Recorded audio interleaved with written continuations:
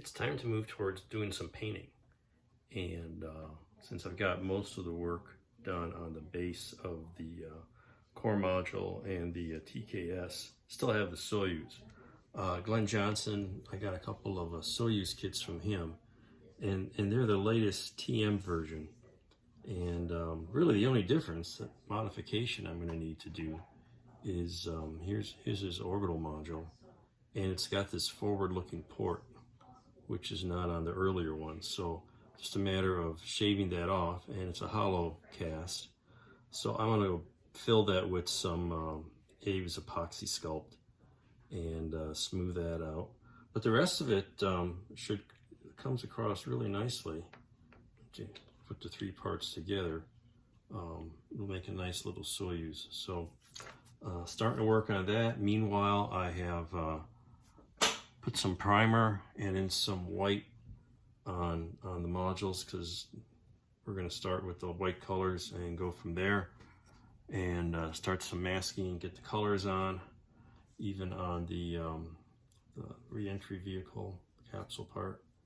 I think it's called the VA, I forget what that is in Russian, and the TKS base module. So that looks pretty good. Might have to touch up some of the ends where I put some putty on these tubes, but probably not going to see a lot of that, because that's going to be buried under a radiator or a solar panel, so not too worried about that. But it's be a good start here, and then what I'm going to do is use more of the gesso to give us a simulated blanket texture. I'm not going to use foil on this one.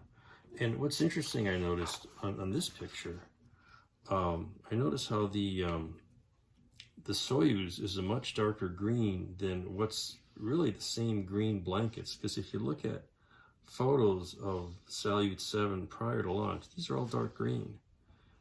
It's possible that they get discolored in orbit. I don't know. So I'm not sure how I'm going to do that. Other photos show this as green, some shade of green. So I'll probably just use 2 shades of green and call it close enough. At this small scale, it's not that critical. But I got the white, as you can see, this is white here and white here.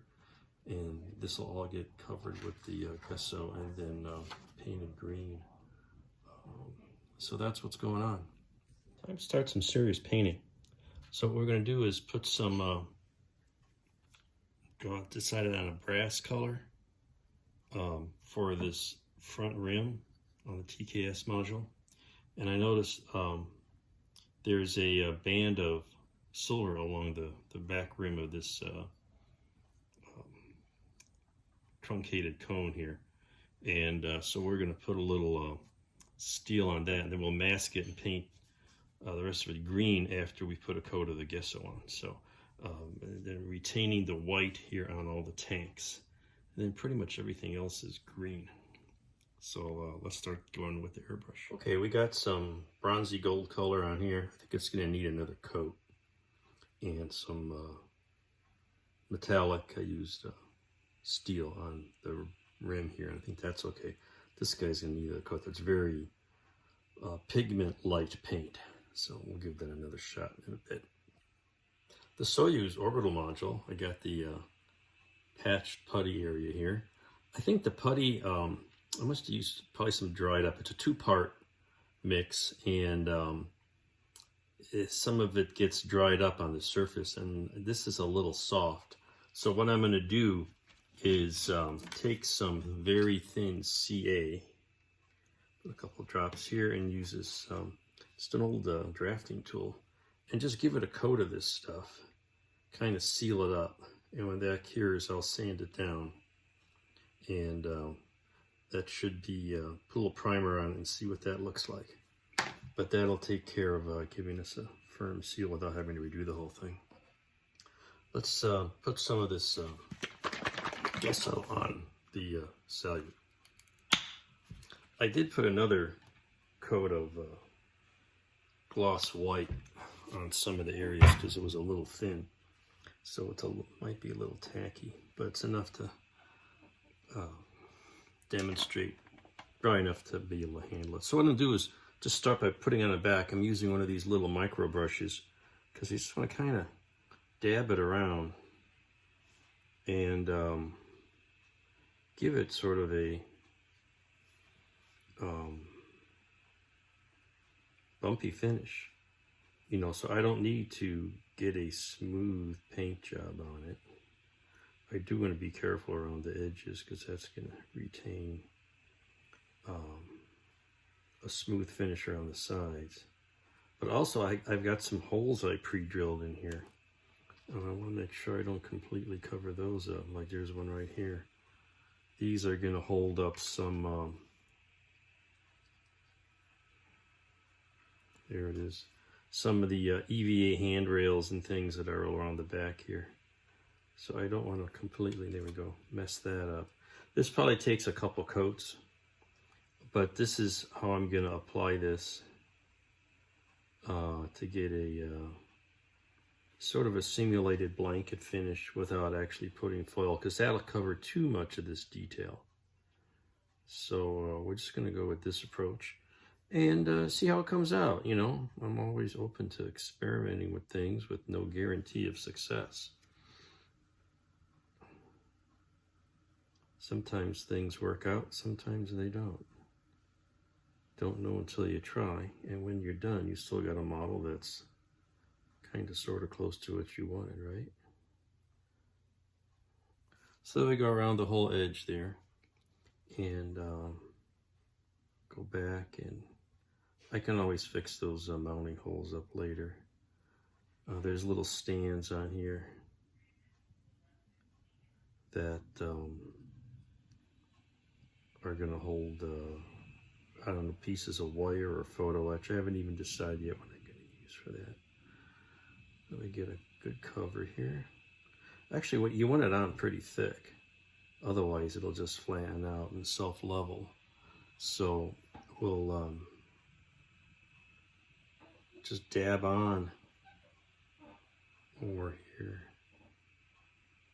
And that'll kind of, it won't really self-level. But there you can see with the right lighting angle, you can see a little lumpiness there, which is just what we want. You can always go back and play with it some more later. But that's the idea. All right, I just got the coat of gesso on here, and I kind of went back and dabbed it over a second time. And I think that makes a pretty nice textured finish to simulate blankets without actually putting foil on it. At this scale, I think that's a nice option.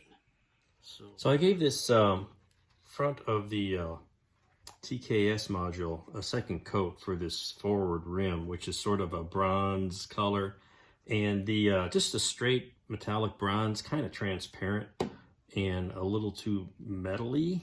So I added a little desert yellow, a couple drops of that, and a drop of flat yellow to brighten it up a bit. And it gave me a nice semi-metallic mustard color, kind of a bronze mustard, but very solid. And I'm happy with that. So I think that's set. We'll let that dry, and letting the other stuff set up, and I think that's some pretty good progress. Okay, we got this texture paint, or gesso, all over the areas that will be blanketed. I think it came out pretty nice. So even on the Salyut, some stripy type texture. And so now I'm starting to start to do some other next color. We got a white base down. I'm gonna mask the white, the blankets, and do this, I don't know, I've came up with a mix of copper and rust, and we're gonna try that. That's pretty close from what I can tell by photos. All right, I got all the masking done, I hope. See if this works. Just Tamiya tape and some Azu tape. It's mostly straight. The kit's not exactly square everywhere.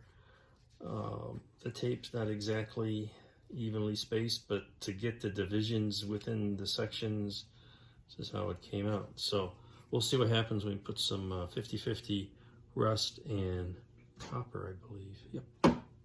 So you're looking at my computer screen, and I've taken the masking off the Salyut, the striped area. It's close. Some of these are a little redder. This is maybe a little copperier, but it's a little good match there.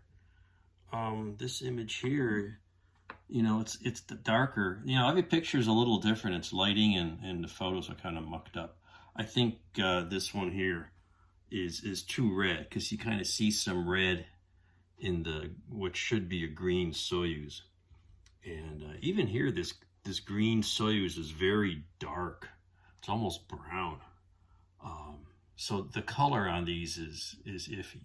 But, you know, we're in the right ballpark, especially here. That's not too bad on this one. If you can see that.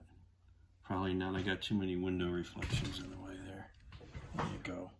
And I'll put this up on the screen. But I think this is going to work. This is close enough.